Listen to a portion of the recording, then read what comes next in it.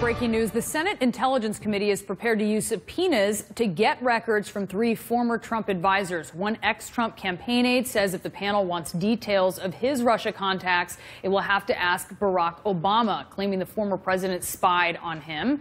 We are back now with Democratic Congressman Eric Swalwell of California. He's a member of the Intel and Judiciary Committees. And Congressman, I want to talk to you about this health care vote, actually, this repeal and replace that Republicans passed just in the House at this point. I think, we know what Democrats don't like about this. We know with the lowered protections for pre-existing conditions and less subsidies, these are big areas of disagreement, of course. But I wonder, as a Democrat, what are the areas that you think should be fixed? Because we do hear over and over from Democrats that there are problems with Obamacare. So what would you like to see fixed?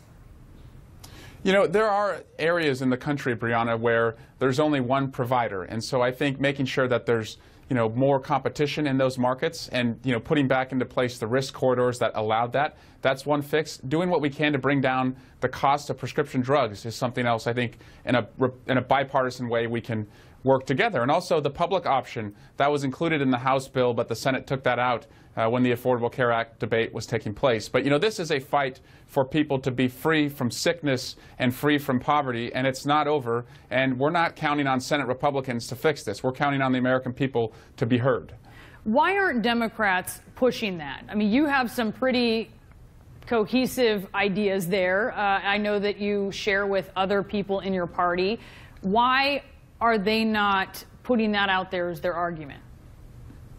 We haven't been invited to the table, and I think, if for all the arguments that Republicans made during the Affordable Care Act that, it was something they weren't involved in and it was something that was rushed through and didn't have a score as far as how much it was going to cost, that is exactly what they just did with this bill. They did not welcome or allow any Democratic amendments. They didn't tell the American people what it was going to cost. And I think it's not going to get through because it's not something that was collaborative or addressed the needs and concerns of the American people. Check out this scene yesterday after this vote took place. Democratic members, they were waving goodbye at Republicans, singing, "Hey, hey, hey, goodbye."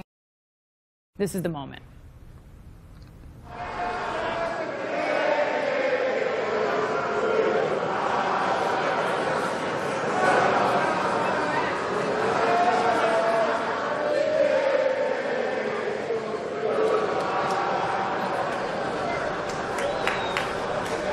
I guess I should ask you, Congressman, if you took part in that.